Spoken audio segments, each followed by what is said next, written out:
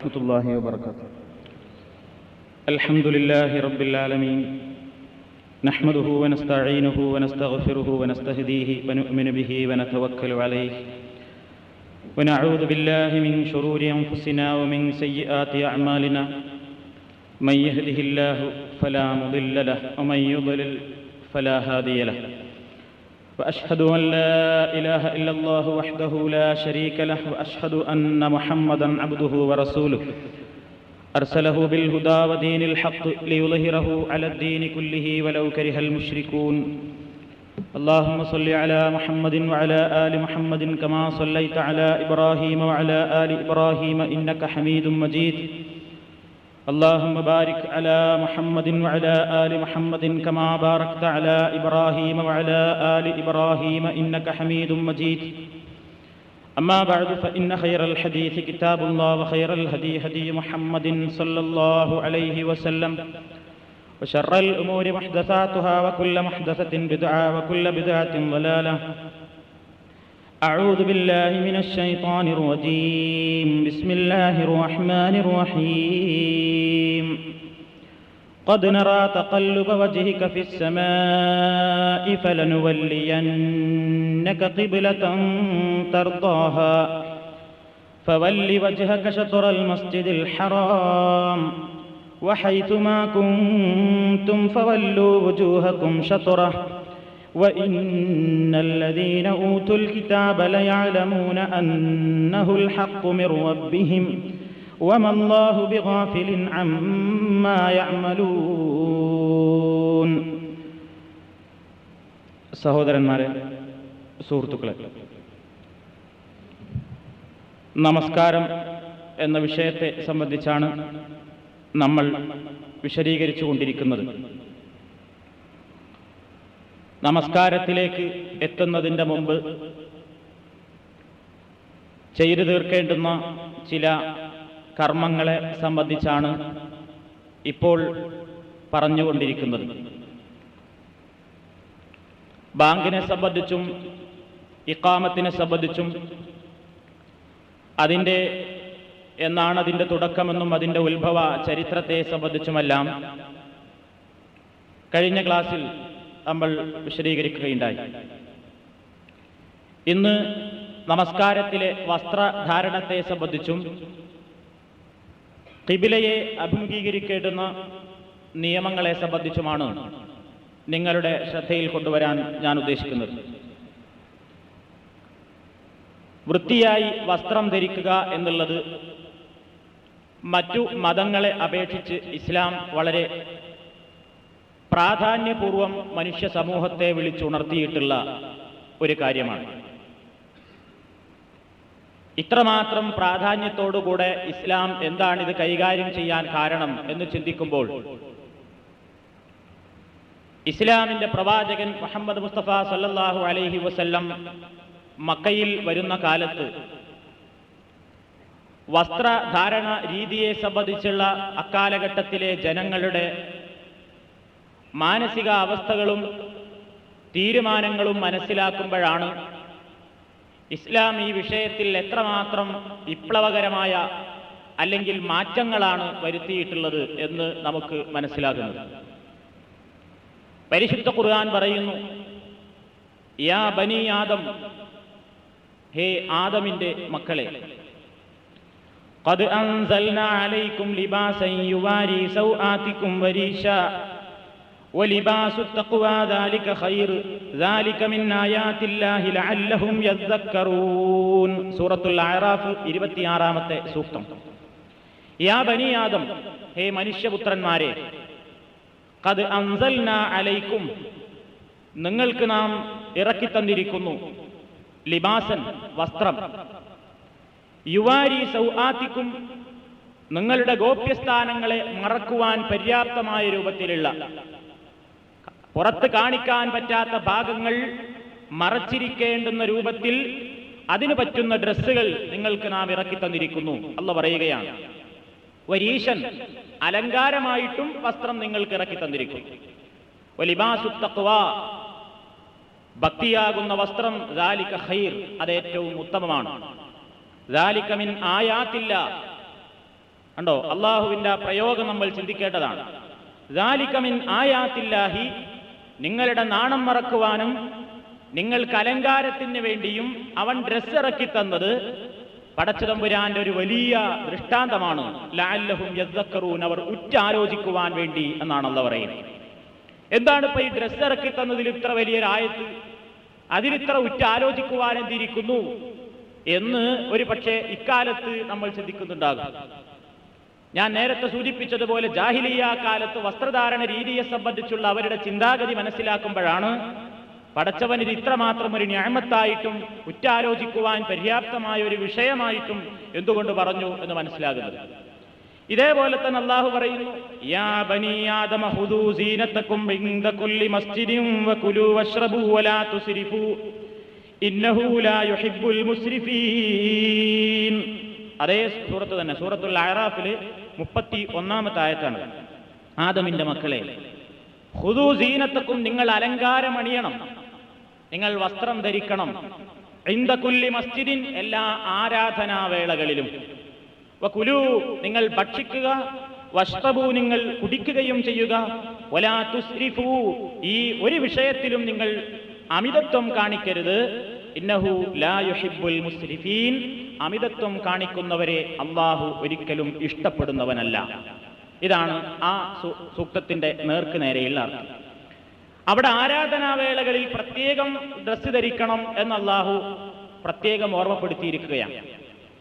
നഗ്നത മറക്കുക എന്നുള്ളതും അതേപോലെ തന്നെ ശരിയായ രൂപത്തിൽ മനുഷ്യന്റെ മുമ്പിൽ കാണാൻ കൊള്ളാവുന്ന രൂപത്തിൽ വൃത്തിയോടുകൂടെ ഡ്രസ്സ് ധരിക്കുക എന്നുമുള്ള സംസ്കാരം ഈ ലോകത്തിന് പഠിപ്പിച്ചത് ഇസ്ലാമാണ് എന്ന് പറഞ്ഞാൽ അതിലൊട്ടും അതിശയോക്തിയില്ല. നാണം മറക്കുവാൻ വേണ്ട രൂപത്തിലുള്ള ഡ്രസ്സ് എന്താണെന്ന് അറിയാത്ത, അതല്ലെങ്കിൽ അറിഞ്ഞിട്ടും ഫാഷന്റെ പേരിൽ ശരീരത്തിന്റെ മുഴുവൻ ഭാഗങ്ങളും പുറമേ പ്രദർശിപ്പിച്ചുകൊണ്ട് നടക്കുന്ന ഒരു സമൂഹം, ആ സമൂഹത്തിന്റെ മുമ്പിലേക്കാണ് ഇസ്ലാം പറയുന്നത്, മനുഷ്യപുത്രന്മാരെ, നിങ്ങൾ നിങ്ങളുടെ നാണം മറക്കണം, അലങ്കാരത്തിന് വേണ്ടിയും ഡ്രസ്സ് ധരിക്കണം. പ്രവാചകൻ സല്ലല്ലാഹു അലൈഹി വസല്ലം നിയോഗിക്കപ്പെടുന്ന ആ കാലത്ത് വസ്ത്രധാരണം ധരിക്കുന്നത്, ശരിക്ക് വസ്ത്രം ധരിക്കുന്നത്, ഭംഗിയായി വസ്ത്രം ധരിക്കുന്നത് ഭക്തിക്ക് വിരുദ്ധമാണ് എന്ന് വിചാരിക്കുന്ന ഒരു സമൂഹമായിരുന്നു. അതായത് ഭക്തിക്ക് വിരുദ്ധമാണ് ശരിക്ക് ഡ്രസ്സ് ധരിക്കുന്നത്. അതുകൊണ്ട് ആരാധിക്കുന്ന അവസരത്തിൽ പ്രത്യേകം ഡ്രസ്സ് ധരിക്കുന്നതിൽ അവർക്ക് മാനസികമായി വിഷമമുണ്ടായിരുന്നു. അങ്ങനെയാണ് ജാഹിലിയ്യ കാലത്തുണ്ടായിരുന്ന ജനങ്ങൾ, അവർ തെറ്റ് ചെയ്യുമ്പോൾ അവരുടെ ശരീരത്തിലുണ്ടാകുന്നതാണല്ലോ ഡ്രസ്സ്, അതൊരിക്കലും തവാഫ് ചെയ്യാനും മറ്റ് ആരാധനാവേളകളിലും പാടില്ല എന്ന് വിശ്വസിച്ചിരുന്നവരാണ്. പരിശുദ്ധ കഅബാലയത്തിന്റെ ചുറ്റും ജാഹിലിയ്യ കാലത്തുണ്ടായിരുന്ന അറേബ്യൻ സമൂഹം തവാഫ് നടത്തിയിരുന്നതും പ്രദക്ഷിണം വെച്ചിരുന്നതും നഗ്നരായിട്ടായിരുന്നു എന്നാണ് ചരിത്രം നമുക്ക് പഠിപ്പിച്ചു തരുന്നത്. ഒരു നൂൽബന്ധം പോലും ഇല്ലാതെ സ്ത്രീയും പുരുഷനും പരിപൂർണ നഗ്നരായിട്ടായിരുന്നു പരിശുദ്ധ കഅബാലയത്തിന്റെ ചുറ്റുഭാഗവും തവാഫ് നടത്തിയിരുന്നത്. അതിനവർ പറഞ്ഞിരുന്ന കാരണം, ഞങ്ങൾ ഈ ധരിച്ചിട്ടുള്ള ഈ ഡ്രസ്സ് ഉണ്ടല്ലോ, അത് ഞങ്ങൾ തെറ്റ് ചെയ്യുമ്പോൾ ഞങ്ങളുടെ ശരീരത്തിലുണ്ടാകുന്ന ഡ്രസ്സ് പടച്ചവന്റെ മുമ്പിൽ എത്തുമ്പോൾ പാടില്ല എന്നാണ്. അള്ളാഹ് സൃഷ്ടിച്ച അതേപോലെ ആയിരിക്കണം പടച്ചവനോട് കാര്യങ്ങൾ ചോദിക്കുമ്പോൾ, അതാണ് നല്ലത്. ആ ഒരു ജാഹിലിയ്യ സംസ്കാരം ഇന്നും പല പേരിൽ നിന്ന് ഈ സമൂഹത്തിൽ നിലനിൽക്കുന്നുണ്ട്. പ്രത്യേകിച്ച് ശരിക്ക് ഡ്രസ്സ് ധരിക്കുന്ന ആളുകൾ പോലും ആരാധനാവേളകളിൽ നഗ്നകളും അർദ്ധനഗ്നകളുമായിക്കൊണ്ടാണ് ഇന്ന് പല മതവിഭാഗങ്ങളിലും ഇബാദത്തുകൾ അനുഷ്ഠിച്ചുകൊണ്ടിരിക്കുന്നത്. നമുക്കറിയാം, ഇന്നും പല അമ്പലങ്ങളിലും ക്ഷേത്രങ്ങളിലും സ്ത്രീകൾ തൊഴാൻ പോകുന്നത് ഈറനണിഞ്ഞ ഡ്രസ്സുകളുമായിട്ടാണ്. മറ്റ് സമയങ്ങളിൽ സാരിയും അതേപോലെ തന്നെ ശരീരത്തിന്റെ നല്ല ഭാഗങ്ങളെല്ലാം മറച്ചുകൊണ്ട് നടക്കുന്ന സ്ത്രീകൾ വരെ ആരാധനയ്ക്ക് വേണ്ടി ക്ഷേത്രങ്ങളിലും അമ്പലങ്ങളിലും പോകുമ്പോൾ ഈറനെടുത്തുകൊണ്ട് ശരീരത്തിന്റെ പല നഗ്നതകളും പുറത്തിട്ടുകൊണ്ടാണ് അവരെ ഇബാദത്തിന് വേണ്ടി ചെല്ലുന്നത്. പുരുഷന്മാരും അങ്ങനെ തന്നെ, അമ്പൂരികളും അതേപോലെ തന്നെ ഉയർന്ന ജാതിക്കാരെന്ന് പറയുന്ന ബ്രാഹ്മണ വിഭാഗക്കാരുമെല്ലാം വെറും ഒരൊറ്റമുണ്ടെടുത്തുകൊണ്ട്, അതല്ലെങ്കിൽ ശരീരത്തിന്റെ ഭാഗങ്ങളെല്ലാം നിമ്നോന്നതികളെല്ലാം തുറന്നു കാണുന്ന രൂപത്തിലുള്ള അത്തരത്തിലുള്ള ഡ്രസ്സുകൾ എടുത്തുകൊണ്ടാണ് ദൈവത്തിന്റെ മുമ്പിലേക്ക് പോകുന്നത്. അപ്പൊ ഇതൊക്കെ ഒരു ശരിക്ക് ഡ്രസ്സ് ധരിക്കുന്നതും അലങ്കാരമണിയുന്നതും ഭക്തിക്ക് വിരുദ്ധമാണ്. കൂടുതൽ ഭക്തിക്കും അതേപോലെ തന്നെ ദൈവീക പ്രീതി കിട്ടുവാനും ഏറ്റവും നല്ലത് ഇങ്ങനെ താഴ്ന്ന രൂപത്തിൽ വളരെ കുറച്ച് മാത്രം ഡ്രസ്സ് ധരിച്ചു കൊണ്ട് പോകലാണ് നല്ലത് എന്ന ചിന്താഗതി ജാഹിലിയ്യ സംസ്കാരമായിരുന്നു. അത് ഈ ആധുനിക നൂറ്റാണ്ടിലും ഈ ആധുനിക സംസ്കാരത്തിലും നിലനിൽക്കുന്നുണ്ട് എന്നാണ് ഞാൻ പറഞ്ഞു വരുന്നത്. ഇന്നും ഫാഷന്റെ പേരിൽ ആളുകൾ എന്ത് ചെയ്യുന്നു? ഇസ്ലാം വളരെ കാര്യമായി മറക്കാൻ പറഞ്ഞിട്ടുള്ള ശരീരത്തിന്റെ ഭാഗങ്ങളെല്ലാം മറ്റുള്ളവരെ കാണിക്കാൻ വേണ്ടി തുറന്നിട്ടുകൊണ്ട് നടക്കുന്ന ഫാഷൻ ഭ്രമക്കാർ. എന്നാൽ ഒരു മുസ്ലിമിനെ സംബന്ധിച്ചിടത്തോളം, ഒരു മനുഷ്യന് ഇത്തരത്തിലുള്ള കാര്യങ്ങളിൽ മുസ്ലിം ആകുന്നതോടുകൂടി ഡ്രസ്സ് ധരിക്കൽ അവന്റെ നിർബന്ധ ബാധ്യതയായി മാറുകയാണ്. ചില ഭാഗങ്ങൾ മറച്ചിട്ടില്ലെങ്കിൽ ഇസ്ലാമികമായി അവൻ കഠിന ശിക്ഷയ്ക്ക് തന്നെ പാത്രമാകുന്നു എന്നുള്ളതാണ്. അതുവരെ ഡ്രസ്സിന്റെ കാര്യത്തിൽ ശ്രദ്ധിക്കാത്ത ഒരുത്തൻ മുസ്ലിമായാൽ അവന്റെ മതചിന്താഗതി എന്ന നിലക്ക് തന്നെ, മതചിട്ട എന്ന നിലക്ക് തന്നെ ചില ഭാഗങ്ങൾ നിർബന്ധമായും മറക്കാൻ ഇസ്ലാം അവനോട് ആവശ്യപ്പെട്ടിരിക്കുകയാണ്. മനുഷ്യനെ ഈ നഗ്നതയിലേക്ക് വലിച്ചഴക്കുന്ന സ്വഭാവം പിശാചാണ് കൊണ്ടുവരുന്നത് എന്ന് പരിശുദ്ധ ഖുർആൻ പറയുന്നു. അല്ലാഹു തആല പറഞ്ഞിട്ടുണ്ട്, യാ ബനി ആദം ലാ യഫ്തിനന്നകുമുശ് ശൈത്താനു കമാ അഖ്റജ അബവൈകും മിനൽ ജന്ന യൻസിഉ അൻഹുമാ ലിബാസഹുമാ ലിയുരിയഹുമാ സൗആതിഹിമാ ഇന്നഹു യറാകും ഹുവ വഖബീലുഹു മിൻ ഹൈസു ലാ തറൗനഹും. ഇതേ അധ്യായത്തിൽ തന്നെ സൂറത്തുൽ അഅറാഫ്, മനുഷ്യപുത്രന്മാരെ ലാ യഫ്തിനന്നകുമുശ് ശൈത്താൻ, ശൈത്താൻ നിങ്ങളെ ഫിത്നയിൽ അകപ്പെടുത്താതിരിക്കട്ടെ, പിശാച് നിങ്ങളെ കുഴപ്പത്തിലാക്കാതിരിക്കാൻ നിങ്ങൾ ജാഗ്രത പുലർത്തണം അല്ലാഹു പറയുകയാണ്. ഏതുപോലെ? കമാ അഖ്റജ അബവൈക്കും, നിങ്ങളുടെ ഉമ്മയെയും ഉപ്പയെയും അവനാണ് പുറത്താക്കിയത്, മിനൽ ജന്ന, സ്വർഗീയാരാമത്തിൽ.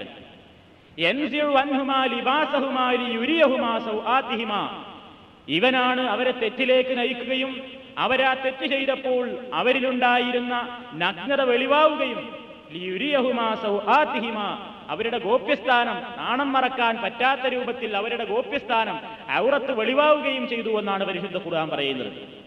പൈശാചിക സ്വാധീനത്തിന് അടിപ്പെട്ടുകൊണ്ടാണ് ഈ ലോകത്ത് ഒന്നാമത്തെ പുരുഷനും ഒന്നാമത്തെ സ്ത്രീക്കും നഗ്നത വെളിവായത് എന്നാണ് പരിശുദ്ധ ഖുർആൻ പറയുന്നത് എന്ന് മുഫസ്സിറുകൾ എല്ലാവരും വിശദീകരിച്ചിട്ടുണ്ട്.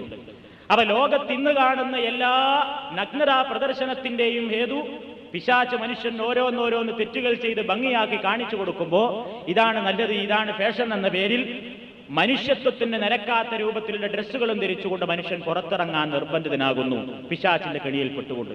അതുകൊണ്ട് അല്ലാഹു പറയുന്നു, നിങ്ങളുടെ ഉമ്മയെയും ഉപ്പയെയും നഗ്നതയിലേക്ക് തള്ളിവിട്ട ആ പിശാച് നിങ്ങളെയും ഇതേപോലെയുള്ള നാശത്തിൽ അകപ്പെടുത്താതിരിക്കട്ടെ എന്ന് പരിശുദ്ധ ഖുർആൻ പഠിപ്പിച്ചു തരുന്നു. അപ്പൊ ഇസ്ലാം മതത്തിന്റെ ഭാഗമായിട്ട് തന്നെയാണ്, മതചിട്ടയായിട്ട് തന്നെയാണ് ഡ്രസ്സ് ധരിക്കുക എന്നുള്ളതിനെ നോക്കിക്കണ്ടിരിക്കുന്നത് എന്നാണ് ഈ ആയത്തുകളിൽ നിന്നെല്ലാം അതേപോലെ തന്നെ ചരിത്ര വസ്തുതകളിൽ നിന്നും നമുക്ക് മനസ്സിലാക്കുവാൻ സാധിക്കുന്നത്. ഈ പ്രത്യേകമായി ഡ്രസ്സ് ധരിക്കാൻ വേണ്ടി ഇസ്ലാം പറഞ്ഞു എന്ന് ഞാൻ വിശദീകരിച്ചു. എന്നാൽ ഇസ്ലാം നിർബന്ധമായി മറക്കാൻ പറയുന്ന ചില ഭാഗങ്ങളുണ്ട്. അതാണ് ഇപ്പൊ നമ്മുടെ വിഷയവുമായിട്ട് ബന്ധമുള്ളത്. നമസ്കാരത്തിൽ പുരുഷൻ വൃത്തിയായി ഡ്രസ്സ് ധരിച്ചിരിക്കണം, സ്ത്രീയും വൃത്തിയായി ഡ്രസ്സ് ധരിച്ചിരിക്കണം.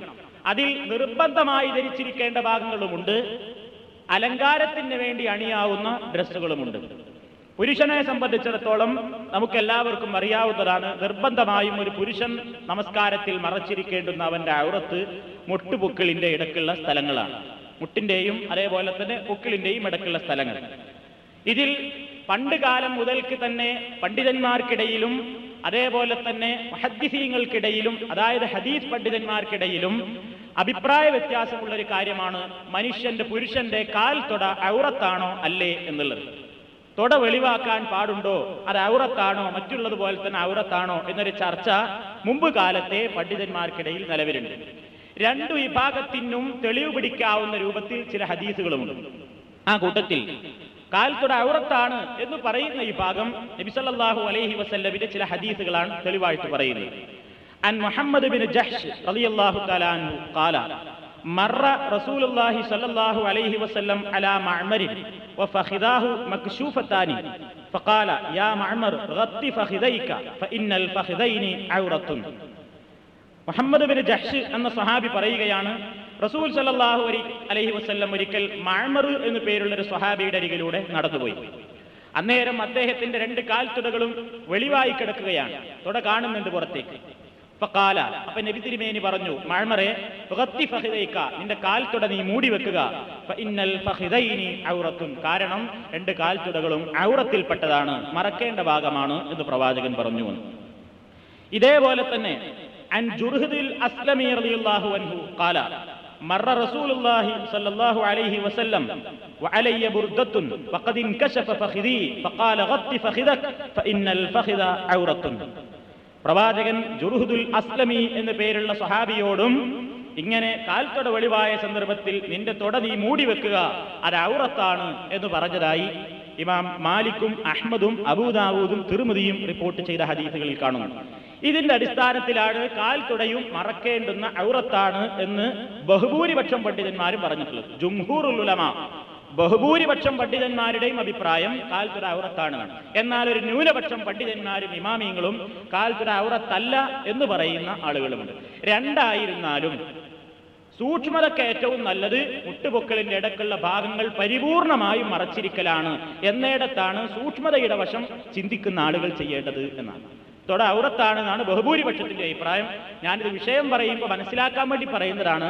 ഒരു ന്യൂനപക്ഷത്തിന് കാൽ തൊട ഔറത്തല്ല എന്ന അഭിപ്രായവും ഉണ്ട് എന്ന് നമ്മൾ മനസ്സിലാക്കിയിരിക്കേണ്ടതാണ്. സൂക്ഷ്മതയ്ക്ക് വേണ്ടി മുട്ടുപൊക്കളിന്റെ ഇടയിലുള്ള എല്ലാ ഭാഗങ്ങളും മറക്കുന്നതാണ് ഏറ്റവും നല്ലതും. അതിനാണ് ബഹുഭൂരിപക്ഷത്തിന്റെ പിന്തുണയുള്ളതും. ഇനി സ്ത്രീകളെ സംബന്ധിച്ചിടത്തോളം ഇതാണ് പുരുഷന് നിർബന്ധമായി മറച്ചിരിക്കേണ്ടത്.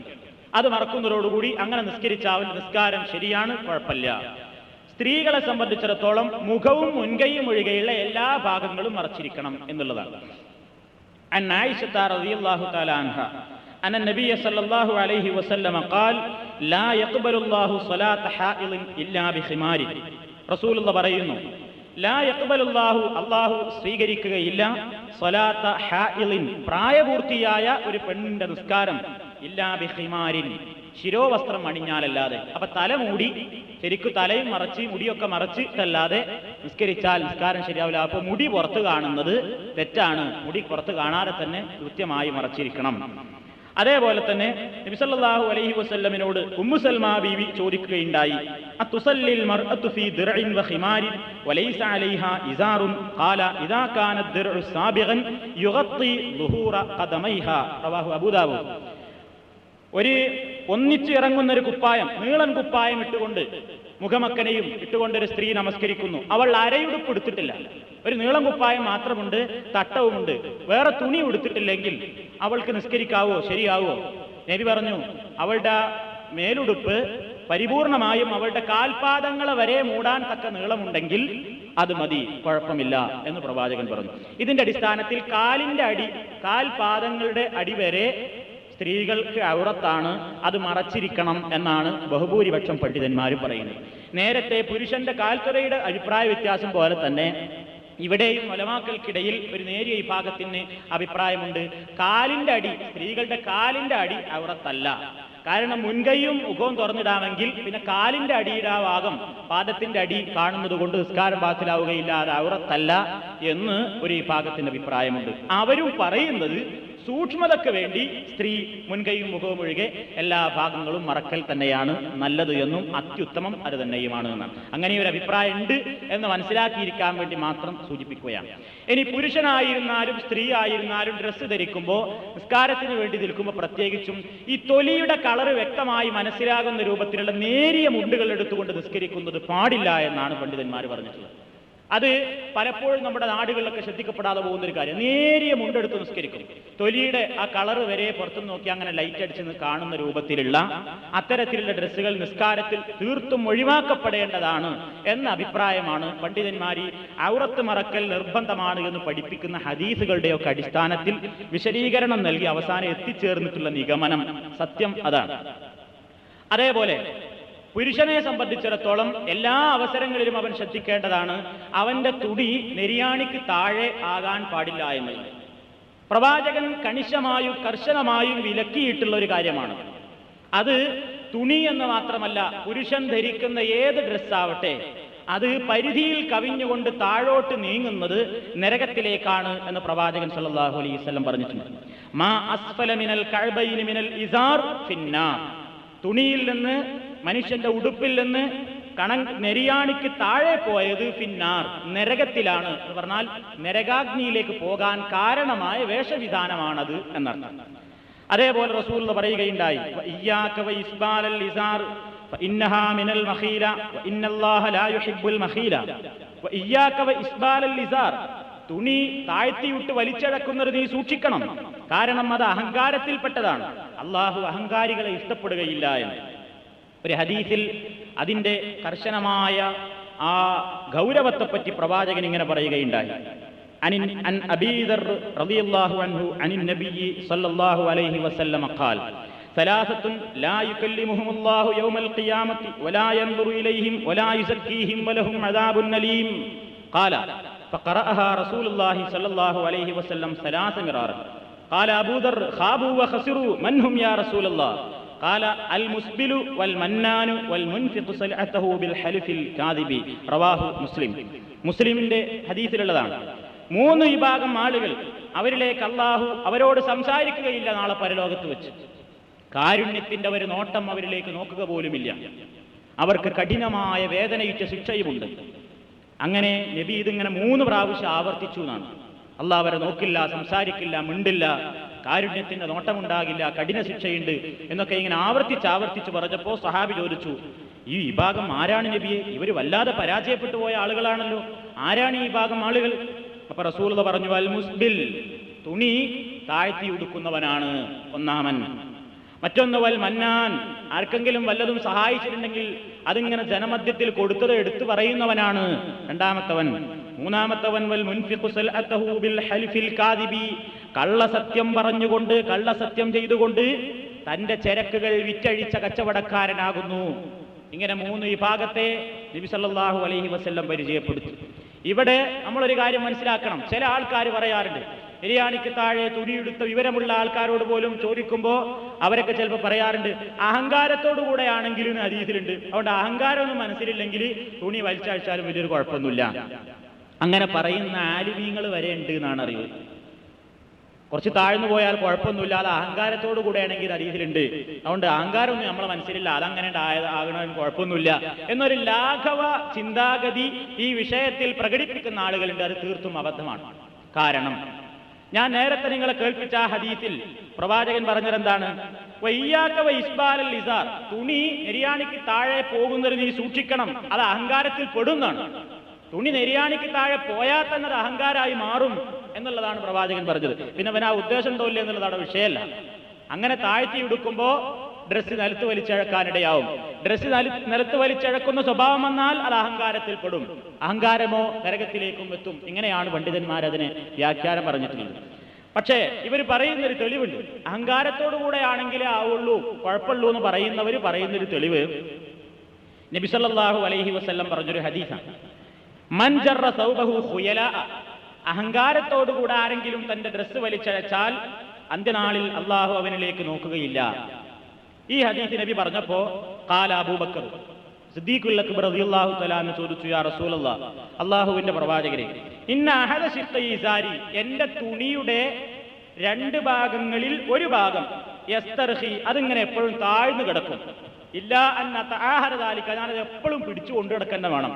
ഞാൻ വളരെ സൂക്ഷിച്ചിട്ടില്ലെങ്കിൽ എൻ്റെ തുണിയുടെ ഒരു ഭാഗം ഇങ്ങനെ താഴ്ന്നു കിടക്കും, അത് തെറ്റാകോ? ഫഖാല നബി സല്ലല്ലാഹു അലൈഹി വസല്ലം, നബി പറഞ്ഞു, ലസ്ത മിമ്മൻ യസ്നഉഹു ഖുയല, നീ അത് അഹങ്കാരം മുഖേന ചെയ്യുന്ന പ്രവർത്തനമല്ല, അത് അഹങ്കാരത്തിന്റെ കാര്യത്തിൽപ്പെട്ടതല്ല എന്ന് പ്രവാചകൻ സിദ്ദീഖുൽ അക്ബറിനോട് പറഞ്ഞു. ഈ ഹദീസ് ഇമാം ബുഖാരി നിവേദനം ചെയ്തതാണ്. ഇത് നേരത്തെ പറഞ്ഞ കക്ഷിക്കാർക്ക് തെളിവാകില്ല എന്ന് പറയാൻ കാരണം നബി സല്ലല്ലാഹു അലൈഹി വസല്ലമിന്റെ ആദ്യത്തെ ഹദീസിലുണ്ട്, ഇയ്യാക വ ഇസ്ബാലൽ ഇസാർ, തുണി താഴ്ന്നു പോകുന്നത് തന്നെ അഹങ്കാരമായി മാറും. പിന്നെ ഇവിടെ സിദ്ദീഖുൽ അക്ബർ റളിയല്ലാഹു തആല അൻഹുവിന്റെ വിഷയം വേറൊന്നാണ്. അദ്ദേഹത്തിന്റെ ഒരു ഭാഗം, തുണിയുടെ ഒരു ഭാഗം മാത്രം താഴ്ന്നു പോകുമെന്നുള്ളതാണ്. അത് തന്നെ ഉദ്ദേശത്തോടു കൂടെയല്ല, എനിക്ക് അഹങ്കാരമൊന്നുമില്ല എന്ന് വിചാരിച്ച് ഞാൻ താഴ്ത്തി കൊടുക്കാറുണ്ട് എന്നല്ല അബൂബക്കർ സിദ്ദീഖ് ചോദിച്ചിട്ടുള്ളത്. നമ്മൾ പ്രത്യേകം മനസ്സിലാക്കണം. എനിക്ക് അഹങ്കാരമൊന്നുമില്ല നബിയെ, ഞാൻ തുണി കുറച്ച് താഴ്ത്തി എടുക്കാറുണ്ട്, അതിന് തെറ്റുണ്ടോ എന്നല്ല ചോദ്യം. അങ്ങനെയാണെങ്കിൽ ഈ പറയുന്ന ഈ ഭാഗത്തിന് തെളിവാകുമായിരുന്നു. പക്ഷേ അദ്ദേഹത്തിന്റെ ചോദ്യം, ഞാൻ എത്ര സൂക്ഷിച്ചാലും തുണിയുടെ ഒരു ഭാഗം ഇങ്ങനെ താഴ്ന്നു കിടക്കും, മറ്റേ ഭാഗം ക്ലിയറാണ്. അപ്പൊ അത് എങ്ങനെയാണ്? പ്രവാചകൻ പറഞ്ഞു, അത് നീ ഉദ്ദേശിക്കാതെ വന്നു പോണതാണ്, അതുകൊണ്ട് അത് കുഴപ്പമില്ല എന്നാണ് പറഞ്ഞു കൊടുത്തത്. അത് ന്യായീകരിച്ചുകൊണ്ട് അഹങ്കാരമൊന്നും മനസ്സിലില്ലെങ്കിൽ തുണിയോ പാൻറ്റോ തന്തൂറോ നിലത്ത് കൂടിയിട്ട് വലിച്ചെങ്കിലോ അത് പോയെങ്കിലോ അതൊന്നൊരു വിഷയമല്ല എന്ന് പറഞ്ഞുകൊണ്ട് തങ്ങളുടേതായ സ്വാർത്ഥ താല്പര്യങ്ങളെ ന്യായീകരിക്കാൻ വേണ്ടി ചിലർ ശ്രമിച്ചു കാണാറുണ്ട്. അത് ശരിയല്ല എന്നാണ് നമുക്ക് തെളിവുകളിൽ നിന്ന് മനസ്സിലാക്കുവാൻ സാധിക്കുന്നത്. തന്നെയുമല്ല, പ്രവാചകനും സ്വഹാബത്തും ഇങ്ങനെ തുണി നെരിയാണിക്ക് താഴെ ആയവനോട് നിനക്ക് അഹങ്കാരത്തോടുകൂടെയാണോ നീയാ ചെയ്തത്, അതോ വെറും ചിന്താഗതിയാണോ എന്ന് പ്രത്യേകം ചോദിച്ചിട്ടല്ല ഉപദേശിക്കാറും വിമർശിക്കാറുള്ളത്.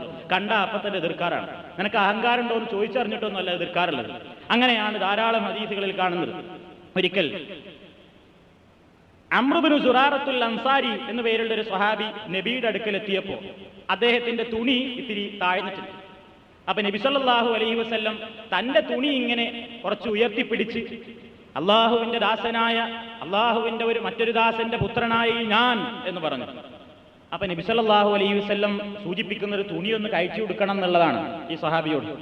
അപ്പൊ അദ്ദേഹം പറഞ്ഞു, നബിയെ, ഞാനിങ്ങനെ ചെയ്യാൻ കാരണം ഇന്നീ ഹമുഷു സാഖൈൻ, എന്റെ കാല് വളരെ ഈർക്കിലി പോലുള്ള കാലാണ്, മെലിഞ്ഞൊട്ടിയ കാലാണ് എന്റെ കണങ്കാല്, അത് പുറത്തേക്ക് കാണാതിരിക്കാൻ വേണ്ടിയാണ് ഞാൻ അങ്ങനെ ചെയ്തത്.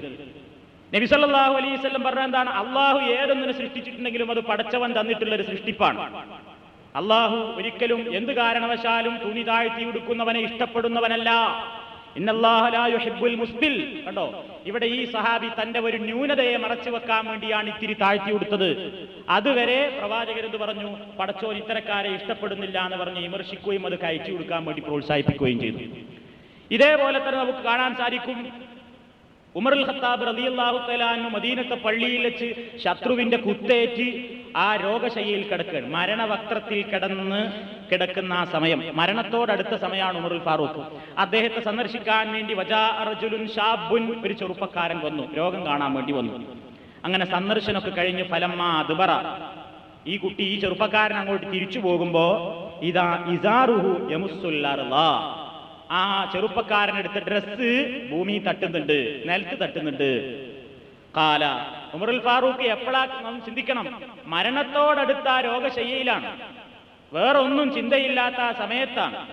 ആ സമയത്ത് അദ്ദേഹം അത് കണ്ടപ്പോ ക്ഷമിച്ചില്ല, ഉടനെ വിളിച്ചു, റുദ്ദു അലയിൽ ഗുലാം, ആ കുട്ടിയെ മടക്കി വിളിക്കും, ആ പോയ ചെറുപ്പക്കാരനെ തിരിച്ചു വിളിക്കും. അങ്ങനെ തിരിച്ചു വിളിച്ചിട്ട് പറഞ്ഞു, യബ്ന അഖി, എന്റെ പൊന്നു സഹോദരപുത്ര, വളരെ സ്നേഹത്തോടുകൂടെ പറയുകയാണ്, ഇർഫഉ സൗബക്, നിന്റെ ഡ്രസ്സ് കയറ്റി കൊടുക്കണം. ഫഇന്നഹു അൻഖാ ലിസൗബിക, നിന്റെ വസ്ത്രത്തിന് ശുദ്ധീകരണത്തിന് ഏറ്റവും നല്ലതാണ്. നിന്റെ വസ്ത്രം എപ്പോഴും വൃത്തിയുണ്ടാകാൻ നല്ലത് ഇങ്ങനെ നിലത്തുകൂടി അയക്കലല്ല. അത്ഖാ ലി റബ്ബിക, നിന്റെ നാഥനോട് നിനക്ക് ഭക്തി ഉണ്ടാകുവാനും നല്ലതേതാണ്? കയറ്റി കൊടുക്കലാണ് എന്ന് പറഞ്ഞു. ഈ ഹദീസിന്റെ വ്യാഖ്യാനത്തിൽ നമുക്ക് കാണാൻ സാധിക്കും, ഇത് ഒരു നിസ്സാര പ്രശ്നമായിരുന്നുവെങ്കിൽ ഉമർ അൽ ഫാറൂഖ് റളിയല്ലാഹു തആല അൻഹു വേദന സഹിച്ചുകൊണ്ട് ആ കുട്ടിയെ തിരിച്ചു വിളിക്കുമായിരുന്നില്ല. മരണത്തോടടുത്ത ആ സമയത്ത് വരെ ഗൗരവബുദ്ധിയായി സമൂഹത്തോട് താൻ ഉണർത്തിയിട്ടില്ലെങ്കിൽ താൻ കുറ്റക്കാരനായി പോയേക്കുമോ എന്ന പേടിയോടുകൂടെയാണ് ഉമർ അൽ ഫാറൂഖ് അത് പറയാൻ കാരണം. അപ്പൊ അത് നിസ്സാരല്ല. മോനെ, നിനക്ക് കിബറുണ്ടോ, അഹങ്കാരത്തോടു കൂടെയാണോ നീ വലിച്ചയച്ചത് എന്നൊന്നും അവിടെ ചോദിച്ചിട്ടില്ല. താഴ്ത്തി ഉടുത്തപ്പോ പറഞ്ഞു, ഇർഫഉ സൗബക്, ഡ്രസ്സ് ഉയർത്തിയെടുക്കണം, നിന്റെ ഡ്രസ്സിനും നല്ലത്, ഉറപ്പിന് നല്ലത് അതാണ്, പടച്ചതമ്പുരാന് ഏറ്റവും ഇഷ്ടവും നിനക്ക് ഭക്തിക്ക് നല്ലതും അതാണ് എന്ന് പറയുകയുണ്ടായി. നേരത്തെ പറഞ്ഞ ഈ ഹദീസ് ഉമർ അൽ ഫാറൂഖ് ഉപദേശിച്ച ഉപദേശം ഇമാം ബുഖാരി നിവേദനം ചെയ്തതാണ്. ഈ ഭാഗം ഫത്ഹുൽ ബാരിയിൽ 10-ാം വാള്യം 216-ാമത്തെ പേജിലും പ്രത്യേകം എടുത്ത് അദ്ദേഹം ഇതിന്റെ പ്രാധാന്യത്തെ വിശദമായിട്ടെന്ന് പറയുന്നു. തന്നെയുമല്ല, ഒരിക്കൽ നബി സല്ലല്ലാഹു അലൈഹി വസല്ലം ഒരാൾ തുണി നെടിയാണിക്ക് താഴ്ത്തി കൊടുത്ത് നിസ്കരിച്ച് ആളോട് പറഞ്ഞു, പോയി ഉളു ഉണ്ടാക്കി വാ. അതിന്റെ ഗൗരവം സൂചിപ്പിക്കാം, പോയി ഉളുണ്ടാക്കി നിസ്കാരം മടക്കുക എന്ന് വരെ പറഞ്ഞു എന്ന് ചില നിവേദനങ്ങളിൽ കാണാൻ സാധിക്കും. അപ്പോ ഇത് വളരെ ഗൗരവ ബുദ്ധിയ നമ്മൾ ശ്രദ്ധിക്കുകയും ഈ കാര്യത്തെ സംബന്ധിച്ച് വളരെ താല്പര്യപൂർവം തന്നെ ഈ അപകടത്തിൽ പെടാതിരിക്കാൻ വേണ്ട മുൻകരുതലുകൾ എടുക്കുകയും ചെയ്യണമെന്നാണ് എനിക്ക് ഓർമ്മപ്പെടുത്താനുള്ളത്. നെരിയാണിക്ക് താഴെ തുണി പോകാതിരിക്കാൻ, തുണിയാവട്ടെ, കന്തൂറയാവട്ടെ, പാൻ്റാവട്ടെ, എന്തായിരുന്നാലും നെരിയാണിക്ക് താഴെ പോകുന്നത് നമ്മൾ ഒരിക്കലും എന്തല്ല, അത് അഭിലഷണീയമായ കാര്യമല്ല, നരകത്തിലേക്കാണ് എന്ന് പ്രവാചകൻ പറഞ്ഞിട്ടുണ്ട്. അത് തന്നെയും നമ്മുടെ ഡ്രസ്സ് ശരിക്കാണോ അല്ലേ എന്ന് നമ്മൾക്ക് തന്നെ തോന്നാറെപ്പോഴാണ്? നിസ്കരിക്കാൻ നിൽക്കുമ്പോൾ നമ്മൾ തുണി കഴിച്ചെടുക്കുക, പാൻറ് മടക്കിയൊക്കെ ചെയ്യുന്നുണ്ടെങ്കിൽ നമുക്ക് തന്നെ ഉറപ്പാണെന്ത്, എന്റെ പാൻറ് ശരിയല്ല. ശരിയാണെങ്കിൽ പിന്നെ നിസ്കരിക്കാൻ നിൽക്കുമ്പോൾ മടക്കി കൊടുക്കണം. എന്റെ പാൻറ് മറ്റുള്ള അവസരങ്ങളിൽ ഞാൻ ശരിക്കാണ് എടുത്തിട്ടുള്ളത് എങ്കിൽ, അല്ലെങ്കിൽ എന്റെ തുണി ഞാൻ ശരിക്കാണ് ആദ്യമേ എടുത്തിട്ടുള്ളതെങ്കിൽ നിസ്കരിക്കാൻ നിൽക്കുമ്പോൾ നമ്മൾ എന്തിനു മടക്കി വെക്കുന്നു? അപ്പൊ നമ്മൾക്ക് തന്നെ ഇത് ശരിയല്ല, ഞാൻ ഈ ചെയ്യുന്നത് പ്രവാചക ചിട്ടക്ക് എതിരാണെന്ന മനസ്സാക്ഷി കുത്ത് നമുക്കുണ്ട്. അതുകൊണ്ടാണ് നിസ്കരിക്കാൻ നിൽക്കുമ്പോൾ അങ്ങനെ ചെയ്യുന്നത്. ആ മനസ്സാക്ഷി കുത്ത് നിസ്കാരത്തിൽ മാത്രം പോരാ, എപ്പോഴും വേണം. അപ്പൊ ഇതൊരു കണിശമായ നിയമമായി തന്നെ ഇസ്ലാം കാണുന്നു എന്ന് നമ്മൾ മനസ്സിലാക്കിയിരിക്കുക. സ്ത്രീകളെ സംബന്ധിച്ചിടത്തോളം അങ്ങനെ ഒരു നിയമമല്ല. അവരോട് എന്താ പറഞ്ഞത്? അവരോട് പറഞ്ഞു, ഞങ്ങളുടെ നിയമം എന്താന്ന് ചോദിച്ചു. അവരോട് പറഞ്ഞു, നിങ്ങൾ നല്ലോണം താഴ്ത്തി കൊടുത്തോ. ഒരു ചാണ് താഴ്ത്തി എടുത്തോളാൻ പറഞ്ഞു. അപ്പോഴും നബിയെ കാല് വെളിവാകുന്ന പറഞ്ഞപ്പോൾ ഒന്നാ ഒരു മുഴം താഴ്ത്തിയെടുത്തേക്ക്. അപ്പോൾ അവർ ചോദിച്ചു, സ്ത്രീകൾ ചോദിച്ചു, നബിയെ ഞങ്ങളിങ്ങനെ നടന്നു പോകുമ്പോൾ ഇതിൽ അഴുക്കും ചെളിയും നജസ്സൊക്കെ ആവുമല്ലോ, അപ്പൊ എന്താ ചെയ്യാ? പിന്നെ പോയിട്ട് നിസ്കരിക്കാൻ പറ്റുമോ അങ്ങനെ വലിച്ചഴക്കണമെങ്കിൽ? അപ്പൊ നബി പറഞ്ഞു, ഭൂമിയിൽ വൃത്തിയില്ലാത്ത സ്ഥലത്ത് കൂടെ നിങ്ങൾ നടന്നതിനുള്ള പരിഹാരമാണ് വൃത്തിയുള്ള സ്ഥലത്ത് കൂടി നിങ്ങൾ നടക്കലേ. ഈ കൂടി ഞാൻ നടന്നതിന് പരിഹാരം അപ്പുറത്താണ് പോയാൽ മണ്ണു കൂടി നടന്ന അതാണ് പോയി. അതാ നബി അതിനുള്ള ശുദ്ധീകരണമായിട്ട് പറഞ്ഞത്. അപ്പൊ ഈ വിഷയങ്ങളും ഗൗരവബുദ്ധിയ നമ്മൾ ഓർത്തിരിക്കണം എന്ന് ഓർമ്മപ്പെടുത്തുകയാണ്. പിന്നെ നമ്മൾ ഡ്രസ്സിന്റെ കാര്യം പറയുമ്പോൾ മനസ്സിലാക്കിയിരിക്കേണ്ടത്, നിസ്കാരത്തിൽ ഒരൊറ്റ മുണ്ട് മാത്രം എടുത്ത് നിസ്കരിച്ചാൽ കുഴപ്പമുണ്ടോ? ഒരു കുഴപ്പമില്ല. എന്നാൽ എത്ര ധരിക്കാം? എത്രയും ധരിക്കാം. ഒന്നിലധികം ഡ്രസ്സ് ധരിച്ച് നമസ്കരിക്കുന്നതാണ് ഏറ്റവും നല്ലത്. ഒറ്റ മുണ്ട് മാത്രം എടുത്ത് നിസ്കരിക്കുന്നത് കറാഹത്തിന്റെ ഗണത്തിലാണ് പണ്ഡിതന്മാർ എണ്ണിയിട്ടുള്ളത്. പ്രത്യേകിച്ച് എവിടെയാണ് നബി മറക്കാൻ പറഞ്ഞത്? മറക്കുന്നുണ്ടെങ്കിൽ, നമ്മൾ രണ്ടാമത് മറക്കുന്നുണ്ടെങ്കിൽ ചുമലാണ് മറക്കേണ്ടത്. ഈ ഭാഗം തലയുടെ കാര്യത്തിൽ ഇസ്ലാമിൽ പ്രത്യേക നിസ്കാരത്തിൽ നിയമങ്ങളൊന്നുമില്ല. പെരടി മറക്കണം. നബി സല്ലല്ലാഹു അലൈഹി വസല്ലം പറഞ്ഞു, ലാ യുസല്ലി അഹദുക്കും ഫി സൗബിൽ വാഹിദി ലൈസ അലാ ആതിഖിഹി മിൻഹു ഷൈഉൻ. നിങ്ങളാരും ഒരൊറ്റ ഡ്രസ്സിൽ നമസ്കരിക്കരുത്. എങ്ങനെ? അവന്റെ പിരടിയിൽ ഒന്നും തന്നെ ഇല്ലാതെ. അപ്പൊ ഒറ്റ മുണ്ടാണെങ്കിൽ സ്വഹാബത്ത് എന്താ ചെയ്തിരുന്നത്? 2 കോന്തല കൊണ്ട് കഴുത്തിലേക്ക് കൂട്ടിക്കെട്ടുന്ന വേണ്ടല്ലേ? ഈ കല്യാണം, സുന്നത്ത് കല്യാണം കഴിച്ചിട്ടുള്ള കുട്ടികളെ നമ്മൾ ഉടുപ്പിച്ചു കൊടുക്കുമല്ലോ, അങ്ങനെ 2 കോന്തലോട് പിടിച്ചിന് കെട്ടുന്നത്. അതേപോലെ ഒരു കെട്ട് കെട്ടിയിരുന്നു സ്വഹാബത്തിനാണ്. ആദ്യകാലത്ത് ഡ്രസ്സില്ലാതിരുന്ന കാലത്ത് സഹാബിമാർ അങ്ങനെ കെട്ടിയിട്ടാണ് നിസ്കരിച്ചിരുന്നത്. എന്നിട്ട് സുജൂദിലേക്ക് പോകുമ്പോൾ പെണ്ണുങ്ങളോട് നബി പറയും, പുരുഷന്മാര് സുജൂദിൽ എഴുന്നേറ്റിട്ടേ നിങ്ങൾ എഴുന്നേൽക്കാവൂ, കാരണം അവരുടെ ഔറത്ത് കാണാൻ സാധ്യതയുണ്ട്, ഡ്രസ്സിനാന്ന് അത്ര പഞ്ഞാണ്. ആ കാലത്ത് വരെ ഇവിടെ മറക്കാൻ വേണ്ടി പറഞ്ഞു എന്നർത്ഥം. അപ്പൊ ഈ ഒറ്റ തുണിയെടുത്തിട്ട് ഇങ്ങനെ നിസ്കരിക്കുന്നവര് ശ്രദ്ധിക്കേണ്ടത്, നമ്മുടെ നാട്ടിലൊക്കെ ആൾക്കാരെന്ത് ചെയ്യും? ഒരൊറ്റ തുണിയെടുത്ത് നിസ്കരിക്കും. തുണിയാണല്ലോ നമ്മുടെ നാട്ടില്. തുണിയെടുത്ത് നിസ്കരിക്കും. എന്നിട്ട് എന്ത് ചെയ്യും? തലയിലൊരു തൊപ്പി ഉണ്ടാവും. അപ്പൊ എന്റെ പെരടി കാലിയായിരിക്കും. വേറെ എവിടെയും ഒന്നും ഉണ്ടാവില്ല. വേറെ ചില ആൾക്കാരെടുത്തൊരു ടവൽ ഉണ്ടാവും. ആ ടവൽ ഇവിടെ ഇടുകയാണ് വേണ്ടത്. എന്നിട്ട് എന്ത് ചെയ്യും? ആ ടവൽ ഭക്തിയിൽ ഇവിടെ ഇങ്ങനെ, ആ മുറിയൻ ടവൽ ഇവിടെ ഇങ്ങനെ ഒതുക്കും. തലമുടി ഇങ്ങനെ മറക്കുക എന്നുള്ളത് നബി മറക്കാൻ വേണ്ടി പറഞ്ഞ ഈ ചുമൽ പെരടിയുടെ ഭാഗം വെച്ചിടും ചെയ്യും. അപ്പൊ പ്രവാചക ചര്യക്കനുസരിച്ച് ഒന്നിലധികം ഡ്രസ്സ് ധരിക്കുകയാണെങ്കിൽ നമ്മൾ ധരിക്കൽ സുന്നത്തായിട്ട് കറാഹത്ത് വരാതിരിക്കാൻ പറഞ്ഞ ഭാഗം ചുമലും കൂടെ മറക്കലാണ് എന്ന് നമുക്ക് മനസ്സിലാക്കുവാൻ സാധിക്കും. എന്നാൽ ഇതോടെ മറക്കാതെ നിസ്കരിച്ച നിസ്കാരത്തിന് വല്ല കുഴപ്പമുണ്ടോ? ഒന്നുമില്ല. നിസ്കാരം ശരിയാകും, ഒരു സുന്നത്ത് നമുക്ക് നഷ്ടപ്പെടും. തല മറക്കുന്നതിനെ പറ്റി ഹദീസുകളിൽ പ്രത്യേകം ഒന്നും വന്നിട്ടില്ല. ചില ഹദീസുകളിൽ തലപ്പാവ് കെട്ടി നിസ്കരിച്ചാൽ തലപ്പാവ് കെട്ടാതെ നിസ്കരിക്കുന്നതിന്റെ 70 ഇരട്ടി കൂലിണ്ട് എന്നൊക്കെ പറയപ്പെടുന്ന ചില ഹദീസുകളുണ്ട്. ആ ഹദീസുകളെ സംബന്ധിച്ച് ഷാഫിഈ മദ്ഹബിലെ തന്നെ അറിയപ്പെടുന്ന ഇമാം സുയൂത്തി റഹ്മത്തുള്ളാഹി അലൈഹിക്ക് ഒരു കിതാബുണ്ട്, അൽ-ലആലിഉൽ മസ്നൂഅ ഫിൽ അഹാദീസിൽ മൗദൂഅ എന്നാണ് അതിന്റെ പേര്. അൽ-ലആലിഉൽ മസ്നൂഅ, നിർമ്മിക്കപ്പെട്ട മുത്തുകൾ. എങ്ങനെ? ഒറിജിനൽ മുത്ത് അല്ലാതെ വെറും ഡ്യൂപ്ലിക്കേറ്റ് മുത്തുകളാണ്. ഏതുപോലെ? കള്ള ഹദീസുകൾ മാത്രം എടുത്ത് ക്രോഡീകരിച്ചൊരു കിതാബാണ്. ആ കിതാബിലാണ് ഈ തലീക്കെട്ടിന്റെ ഹദീസുകളൊക്കെ ഉൾക്കൊള്ളിച്ചിട്ടുള്ളത്. എപ്പോ നിസ്കാരത്തിൽ തലപ്പാവ് ധരിച്ചുകൊണ്ട് നിസ്കരിച്ചാൽ മലക്കുകൾ അവന്റെ മേൽ പ്രത്യേകം സ്വലാത്ത് ചൊല്ലും. അള്ളയും മലക്കുകളും തലീക്കെട്ട് കെട്ടിയവരുടെ പേരിൽ നിസ്കരിക്കുന്ന പേരിൽ സ്വലാത്ത് ചൊല്ലുന്നു, അവരെ വാതിൽക്കൽ വെച്ച് പ്രത്യേകം സ്വാഗതം ചെയ്യുന്നു എന്നൊക്കെ ചില ഹദീസുകളുണ്ട്. അതൊക്കെയും വ്യാജ നിർമ്മിതവും അബദ്ധജടിലങ്ങളുമാണ് എന്ന് ഇമാം സുയൂത്തി അദ്ദേഹത്തിന്റെ ഈ അൽ-ലആലിഉൽ മസ്നൂഅ ഫി അഹാദീസിൽ മൗദൂഅ എന്ന കിതാബിൽ പറഞ്ഞതായിട്ട് നമുക്ക് കാണാൻ സാധിക്കും. വേറെയും ഒരുപാട് പണ്ഡിതന്മാർ അത്തരത്തിലുള്ള ഹദീസുകളെ വിമർശിച്ചു. എന്നാൽ ഒരാൾ തലപ്പാവ് കെട്ടി ഭംഗിയായി തലയൊക്കെ മറിച്ച് നിസ്കരിക്കുകയാണെങ്കിൽ അതൊരു ബിദ്അത്താണോ? അല്ല. അങ്ങനെ ചെയ്യാം. കഴിയുന്നത്ര അലങ്കാരം ധരിച്ച് നിസ്കരിക്കാം. അതൊക്കെ ഓരോരുത്തരും ഇഷ്ടമാണ്. പക്ഷേ ഒരാൾ തലമറക്കാതെ നിസ്കരിച്ചു പോയെങ്കിൽ അവനെ ഇമാമത്തിന് പറ്റൂലാന്നും അവൻ മുബ്തദിയാണെന്നും പുത്തൻവാദിയാണെന്നും അവന്റെ നിസ്കാരത്തിന് അവനെ പറ്റൂല എന്നുമൊക്കെയുള്ള തീവ്രവാദമുണ്ടല്ലോ, അത് ഇസ്ലാമികമല്ല എന്നേ ഞാൻ പറഞ്ഞതിന് അർത്ഥമുള്ളൂ. തലമറക്കാം, തലമറച്ച് നല്ല ഭംഗിയിൽ നിസ്കരിക്കാം, കുഴപ്പമില്ല. പക്ഷേ അതില്ലെങ്കിൽ അവന്റെ നിസ്കാരത്തിനെന്തോ ഭംഗമുണ്ട് എന്നാണ് ആളുകളുടെ ധാരണ. ചില പള്ളികളിലൊക്കെ കണിശമായിട്ട് നമ്മുടെ നാട്ടിൽ പോയി നോക്കിയാൽ തുണി കൊണ്ട് അടിക്കാൻ പറ്റൂലെങ്കിൽ ഓല കൊണ്ടെങ്കിലും ഒരു തൊപ്പി മടഞ്ഞുണ്ടാക്കിയിട്ട് നമ്മൾ നിസ്കരിക്കാൻ പോയി തലയിൽ വന്ന് വീഴും. അപ്പൊ അത്ര ഒരു തീവ്രത കാണിക്കാൻ മാത്രം ഇത് തെളിവില്ല എന്നർത്ഥം. ഒരാളങ്ങനെ ചെയ്തോ കുഴപ്പമില്ല. അത് ചെയ്യാത്തവരെ വിമർശിക്കാൻ പ്രവാചകന്റെ ചര്യയിൽ തെളിവില്ല എന്നാണ് ഈ പറയുന്നതിന്റെ അർത്ഥം. പിന്നെ കാലിൽ ചെരുപ്പ് ധരിച്ചുകൊണ്ട് നിസ്കരിക്കാവോ? ഇതൊരു സംശയമാണ്. ഈ സംശയം കാര്യമായിട്ട് ആളുകളെ പിടികൂടാറുള്ളത് നമ്മളപ്പം ഇന്നത്തെ പള്ളികൾ എന്ന് പറഞ്ഞാൽ ചെരുപ്പിട്ട് നിസ്കരിക്കുന്ന പള്ളികളല്ല. പ്രവാചകന്റെ കാലത്തെ പള്ളികൾ എന്ന് പറഞ്ഞാൽ ഇന്നത്തെ പോലെ ആഡംബരമുള്ള പള്ളികളല്ലല്ലോ. ഈത്തപ്പന പോലെ കൊണ്ട് നിർമ്മിച്ച, അതുകൊണ്ട് കഴുക്കോലും ഒക്കെ നിർമ്മിച്ച് അടിയിൽ മണൽ വിരിച്ച പള്ളികളാ. മൊസൈക്കൊന്നും അല്ലല്ലോ, പടങ്ങളും കാർപ്പറ്റൊന്നുമില്ല. അവൻ നബിന്റെ കാലത്ത് ഒരു നബി എന്ത് ചെയ്യും? പള്ളിയിലേക്ക് വരും. പള്ളിയിലേക്ക് കയറി വന്നിട്ട് കാലുമ്മൽ വല്ല നജസും ഉണ്ടോ നോക്കും. ഉണ്ടെങ്കിൽ ഒന്ന് മണ്ണിലോട്ട് വരുത്തിയിട്ട് പള്ളിയിൽ കയറി ചെരുപ്പിട്ട് തന്നെ നിസ്കരിക്കുന്നതാണ് പല അവസരങ്ങളിലും. ചിലപ്പോൾ ചെരുപ്പ് ഊരിയിട്ട് നിസ്കരിക്കും. കാലിൽ ചെരുപ്പിട്ട് ഫർള് നിസ്കരിക്കണീന് കുഴപ്പമില്ല.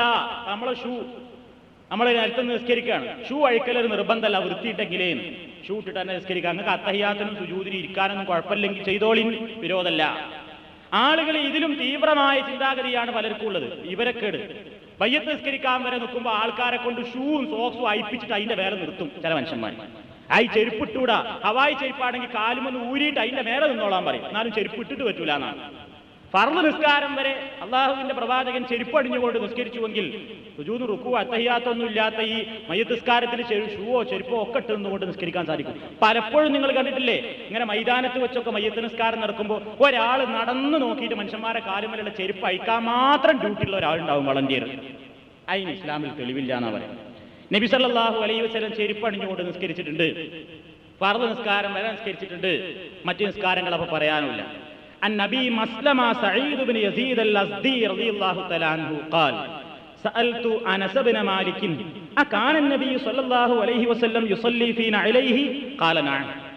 നബി സല്ലല്ലാഹു അലൈഹി വസല്ലമിനോടൊപ്പം 10 കൊല്ലം പ്രവാചകന്റെ വീട്ടിൽ തന്നെ ഖാദിമായി പ്രവാചകനോടൊപ്പം ഇടവിടാതെ നിന്നിരുന്നൊരു സ്വഹാബിയാണ് അനസ് ബിൻ മാലിക് റളിയല്ലാഹു തആല അൻഹു.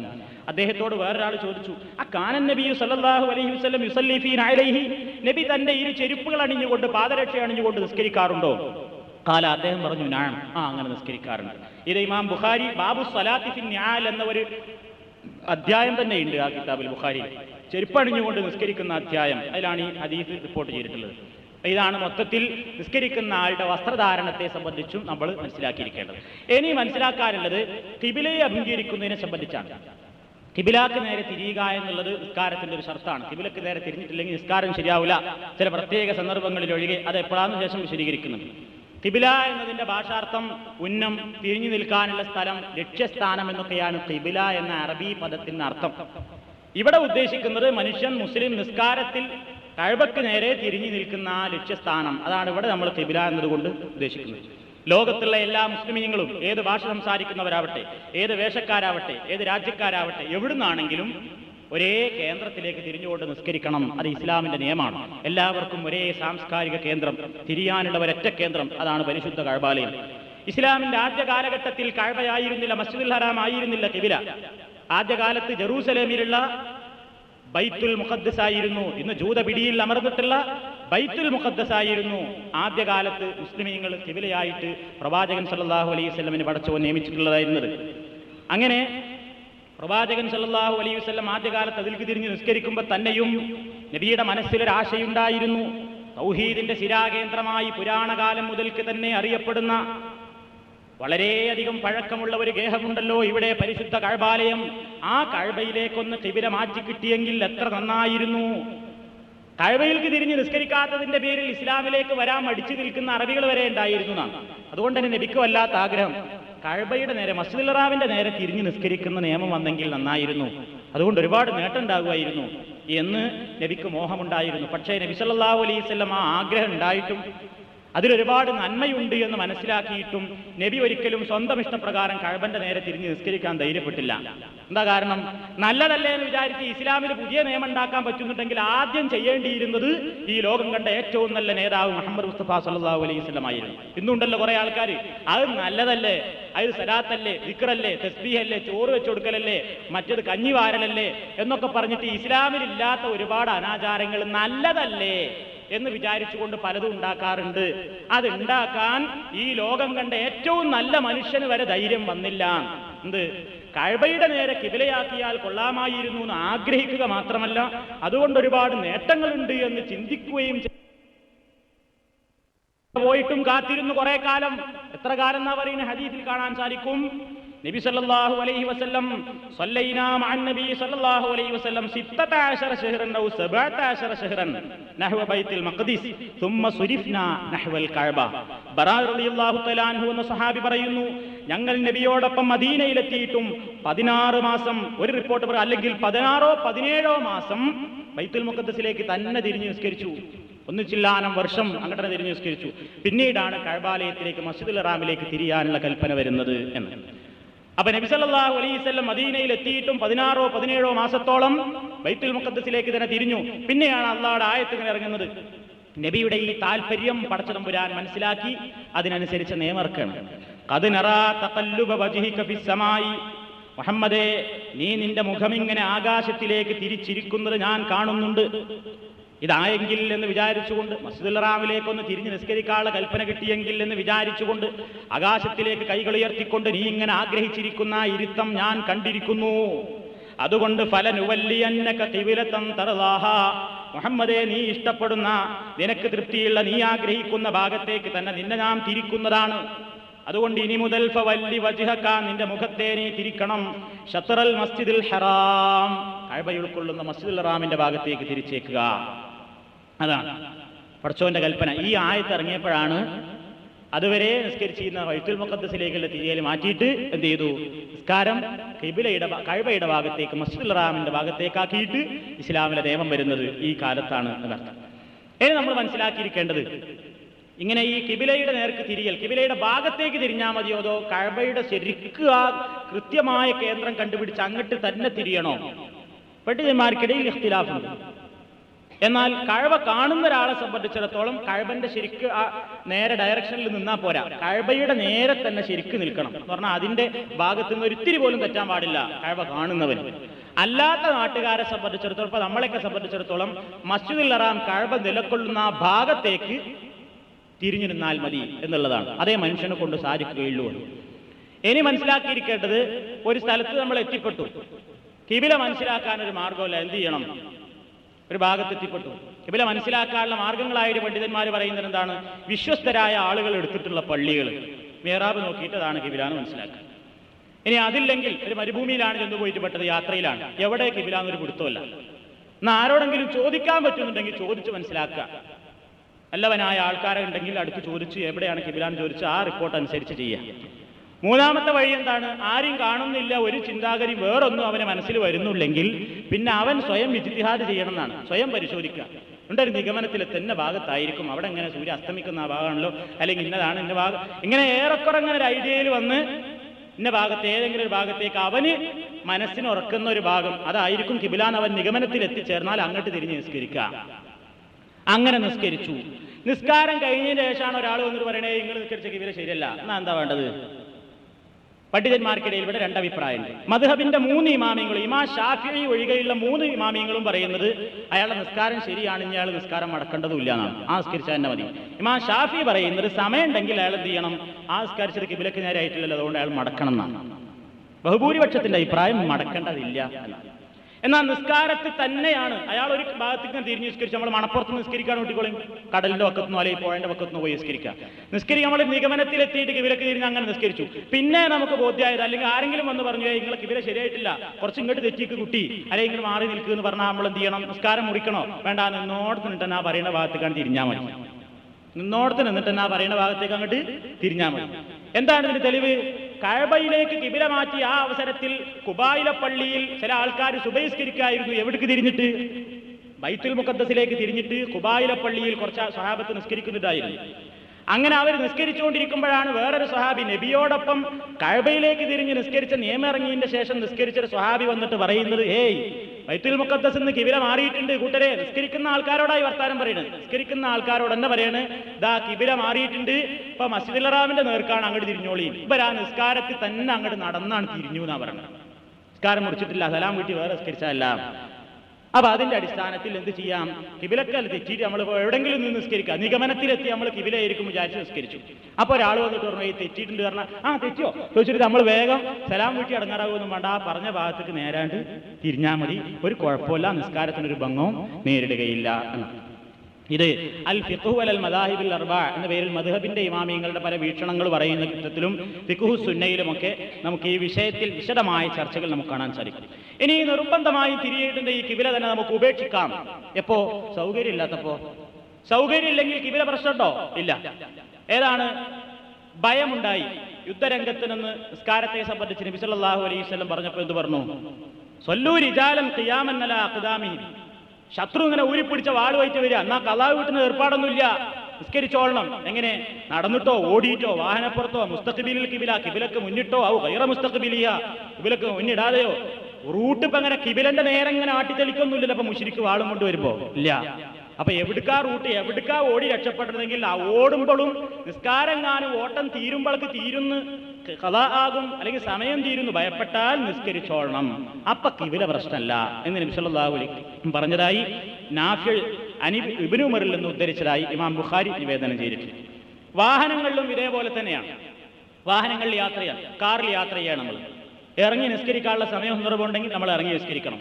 അതല്ല ഇറങ്ങി നിസ്കരിച്ചാൽ പിന്നെ മറ്റു പ്രശ്നങ്ങൾ എന്തെങ്കിലും അർജന്റ് കാര്യത്തിന് പോവാണ്, അങ്ങനെയൊക്കെ ആവുമ്പോഴാണെങ്കിൽ വാഹനത്തിൽ വെച്ച് നിസ്കരിക്കാം. നമ്മുടെ നിയന്ത്രണത്തിലല്ലാത്ത വാഹനങ്ങൾ, കപ്പലാണ് അല്ലെങ്കിൽ തീവണ്ടിയാണ് അല്ലെങ്കിൽ ഫ്ലൈറ്റിൽ നിസ്കരിക്കുക, എങ്ങനെയാണ് അവിടെയൊക്കെ കിബില പറ്റുന്നുണ്ടെങ്കിൽ തുടങ്ങുന്ന അവസരത്തിൽ കിബിലക്ക് തിരിയാം. അപ്പൊ കപ്പലിലൊക്കെ നിസ്കരിക്കുമ്പോൾ അങ്ങനെയാണ്.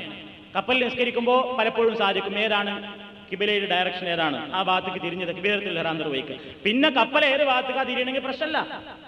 കഴിയുന്നുണ്ടെങ്കിൽ തക്ബീറത്തുൽ ഇഹ്റാമിന്റെ ആ അവസരത്തിലെങ്കിലും കിബിലക്ക് മുന്നിടുക. അതിനും കഴിയില്ലെങ്കിലോ കഴിയണമായി നിസ്കരിക്കുക. ഫ്ലൈറ്റ് ഇപ്പൊ നമ്മൾ ഇവരോട് പറയാൻ പറ്റില്ല, പൈലറ്റിനോട് വന്നാൽ കിബിലന്റെ ഭാഗത്ത് വന്ന് തിരിക്കണം, ഞങ്ങളൊന്ന് തക്ബീറത്തുൽ ഇഹ്റാം കെട്ടട്ടെ എന്ന് പറയാൻ അവിടെ നിർവാഹമല്ലല്ലോ. അപ്പൊ എന്താ പരിപാടി, ആ സീറ്റിൽ തന്നെ ഇരുന്നിട്ടാണ് നിസ്കരിക്കുക. നിസ്കരിക്കുമ്പോൾ സുജൂദ് എങ്ങനെ, റുക്കൂ എങ്ങനെയെന്നൊന്നും ചിന്തിക്കണ്ട. നബി സല്ലല്ലാഹു അലൈഹി വസല്ലം പറഞ്ഞു, ഇജ്അൽ സുജൂദക അഖ്ഫളു മിൻ റുകൂഇക, റുക്കൂയിനേക്കാൾ ഒരു ഇത്തിരിയും കൂടി താഴ്ന്ന സുജൂദായി. റുക്കൂയിൽ പോകുമ്പോൾ ഒന്ന് ഇത്തിരി കുഴിയും, സുജൂദിൽക്ക് അതിനേക്കാണ് കുറച്ചുകൂടി. അല്ലാതെ ഇപ്പോൾ ഫ്ലൈറ്റിൽ ഇങ്ങനെ ഇരുന്നിട്ട് ആ നിലത്ത് ഇങ്ങനെ മുട്ടിയാൽ ചിലപ്പോൾ ഇതിങ്ങനെ മേപ്പെട്ട് കയറുമ്പോൾ നിങ്ങൾ അപ്പുറത്ത് എത്തിയിട്ടുണ്ടാവും. അപ്പൊ അതുകൊണ്ട് അങ്ങനെ ഒന്നും ബുദ്ധിമുട്ടേണ്ട. സൗകര്യം ഉള്ളതിനനുസരിച്ച് നിൽക്കാൻ കഴിയുമെങ്കിൽ നിൽക്കുക, ഇരിക്കുക അല്ലെങ്കിൽ ഇരിക്കുക, അല്ലെങ്കിൽ നമ്മൾ ഇരുന്നിട്ടുള്ള ആ സീറ്റിൽ എങ്ങനെയാണോ പറ്റുന്നത് അങ്ങനെ. ഇതൊക്കെയും പണ്ഡിതന്മാർ പറയുന്നത് മഹല്ലു കുല്ലു ദാലിക, ഇങ്ങനെ ഈ വാഹനങ്ങളിൽ ഈ പ്രയാസപ്പെട്ടിട്ടുള്ള ഈ നിസ്കാരങ്ങളൊക്കെയും എപ്പോഴാണ്, ഇദാ ഖാഫ ഖുറൂജൽ വഖ്തി ഖബ്ല അൻ തസില സഫീനത്തു അവൽ ഖാതിറത്തു ഇലൽ മകാൻ അല്ലദി യുസല്ലാ ഫീഹി സ്വലാത്തൻ കാമില വലാ തജിബു അലൈഹി അൽഇആദത്തു മസലു സഫീന അൽ ഖത്റുൽ ബുഖാരിയ അൽ ബർരിയ വത്തായിറാത്തുൽ ജവ്വിയ. എന്താണ് ഇവിടെ പറയുന്നത്? ഇതൊക്കെ ഈ വാഹനത്തിൽ ഇങ്ങനെ ഈ കിബിലൊന്നും ഇല്ലാതൊക്കെ നിസ്കരിക്കാൻ പറയുന്നത് എപ്പോഴാണ്, വാഹന ഉദ്ദിഷ്ട സ്ഥാനത്ത് എത്തുന്നതിന്റെ മുമ്പ് നിസ്കാരത്തിന്റെ സമയം തീരുമെങ്കിലാണ്. അതല്ലെങ്കിലോ ഇറങ്ങിയാലും നിസ്കരിക്കാൻ സമയം ഉണ്ടെങ്കിൽ ഇപ്പൊ ഇന്നിത്ര വാശി പിടിച്ചിട്ട് ഞാൻ ഇരുന്ന് നിസ്കരിക്കൊന്നും വേണ്ട, ഇറങ്ങിയിട്ട് നിസ്കരിക്കാൻ പറ്റുന്നുണ്ടെങ്കിൽ അതാണ് നല്ലത്. അതല്ല അവിടെ എത്തുമ്പോഴേക്ക് നമ്മൾ ഇവിടുന്ന് കയറി ദുബായിന്നോ അല്ലെങ്കിൽ ഷാർജയിന്നോ ഫ്ലൈറ്റ് കയറി കാലിക്കറ്റ് ഇറങ്ങുമ്പോഴേക്ക് നേരെ 8 മണി അല്ലെങ്കിൽ 10 മണി അല്ലെങ്കിൽ 7:30 മണി ആയിട്ടുണ്ട്. സുബൈ പോയല്ലോ, ഉറപ്പാണല്ലോ. എന്നാൽ ഇത് വേറെ നിസ്കാരങ്ങളൊക്കെ വേണമെങ്കിൽ ദുഹ്റ അസറിലേക്ക് അങ്ങോട്ടാക്കാം, മഗ്രിബ് ഇശായിലേക്ക് അങ്ങോട്ടാക്കാം, അങ്ങോട്ടും ഇങ്ങോട്ടും ഒക്കെ സൗകര്യമുണ്ട് അഡ്ജസ്റ്റ്മെന്റിന്. സുബൈ അത് സൗകര്യമല്ല. അപ്പൊ എന്ത് ചെയ്യണം, ഫ്ലൈറ്റിൽ നിന്ന് തന്നെ നിസ്കരിച്ചോളണം. നമ്മളെ ബാധിക്കുന്ന വിഷയമാണ്. ബഹുഭൂരിപക്ഷ ആൾക്കാരും ചെയ്യാറില്ല. ഇത് ചെയ്യണം എന്ന് തോന്നുന്ന ആൾക്കാർക്ക് തന്നെ അവിടെ എത്തുമ്പോൾ ഒരു വസ്വാസാണ്. എങ്ങനെ ഇപ്പൊ മറ്റവും കാണുന്നുണ്ടാവും. ഇപ്പൊ പിന്നെ എന്താ മനസ്സിലായി, ഇവനൊരു പച്ച പരിഷ്കാരമൊന്നും ഇല്ലാത്ത പണ്ട് 6-ാം നൂറ്റാണ്ടില് ഈ താടിക്കാരൻ ഇവൻ എവിടുന്ന് ഇറങ്ങി, എന്താ ഇപ്പൊ ഇയാൾ ഈ കാണിക്കുന്നു, ഇങ്ങനെ കാണിക്കുന്നു, ഇവനൊന്നും ഇങ്ങനെ കാണിക്കുന്നു. ആൾക്കാരെന്താ എന്നെപ്പറ്റി വിചാരിക്കാന്ന് വിചാരിച്ചിട്ട് ചില മനുഷ്യന്മാരെന്ത് ചെയ്യും, അവിടെ മാന്യം ചമയും, നിൽക്കാറുണ്ട് ഒഴിവാക്കും, തർക്കാക്കും. മുപ്പർക്ക് ജമ്മുല്ല കസൂറുള്ള മുപ്പര് പിന്നെ ഒഴിവാക്കുക, സൗകര്യപൂർവ്വം ഒഴിവാക്കുക. അത് ചെയ്യാൻ പാടില്ല. ഫ്ലൈറ്റിന് നിർബന്ധമായും നിസ്കരിച്ചോളണം. ആ സീറ്റിൽ തന്നെ ഇരിക്കുക, നീയത്ത് കരുതുക. പറയണ്ടല്ലോ അവിടെ അങ്ങനെ ഒച്ചമുളിയൊന്നും കൂട്ടണ്ട.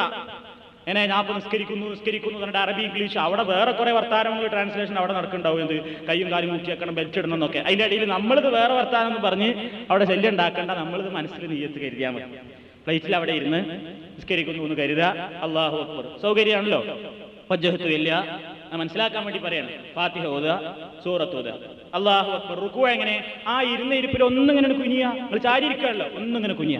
സുബ്ഹാന റബ്ബിയൽ അദീം, സമീഅല്ലാഹു ലിമൻ ഹമിദ, റബ്ബനാ ലക്കൽ ഹംദ്. സുജൂദോ ആ റുക്കൂയിലേക്കാണ് ഒരു ഇത്തിരിയും കൂടി കുനിയ, സുബ്ഹാന റബ്ബിയൽ അഅ്ലാ പറഞ്ഞ് പിന്നെ ഇടയിൽ ഇരുത്തം, സാധാരണ ഇരുത്തം തന്നെ. പിന്നെയും പോവുക, പിന്നെ ഇരിക്കുക. അപ്പോൾ ഒരു റക്അത്ത് കഴിഞ്ഞില്ലേ, ഫാത്തിഹ ഓതുക, സൂറത്ത് ഓതുക, ഈ പറഞ്ഞ അതേപോലെ തന്നെ ചെയ്യാം. സലാം വീട്ടുക, ഖലാസ്. ഇത്രയോടുകൂടെ നിങ്ങൾ സുബഹിസ്കാരം കഴിഞ്ഞു.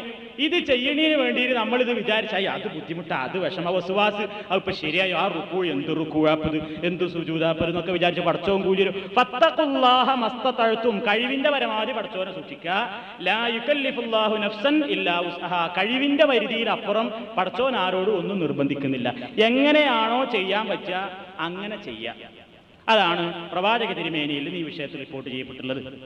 ഇതും അൽ ഫിഖ്ഹു വലൽ മദാഹിബിൽ അർബഅ എന്ന ഈ ഗ്രന്ഥത്തിന്റെ 1-ാം വാള്യം 205, 206 പേജുകൾ നോക്കിയാൽ നമുക്ക് കാണാവുന്നതാണ്. ഇതൊക്കെ വിശദമായിട്ട് പ്രതിപാദിച്ചിട്ടുണ്ട്.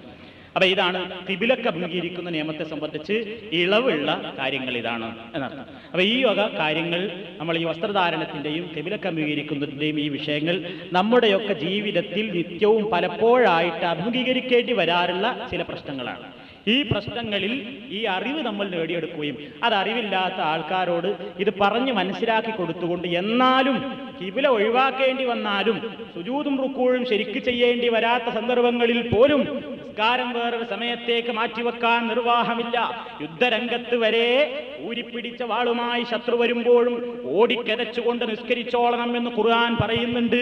അതുകൊണ്ട് നിസ്കാരം സൗകര്യപൂർവ്വം അത് കളാ വിട്ടാലോ എന്ന് വിചാരിച്ച് ലാഘവ ബുദ്ധിയോടുകൂടെ മാറ്റി നിർത്തുന്നത് ശരിയല്ല എന്ന് ഗൗരവത്തോടുകൂടെ ഈ വിഷയം നമ്മൾ മനസ്സിലാക്കുകയും അത് പഠിപ്പിക്കുകയും നിസ്കാരത്തിന്റെ ഗൗരവം ഏത് മേഖലയിലും വളരെ പ്രാധാന്യപൂർവ്വം മനസ്സിലാക്കേണ്ടതാണ് എന്ന് മറ്റുള്ളവരെ ഗ്രഹിപ്പിക്കുവാനും നമുക്ക് സാധിക്കണം.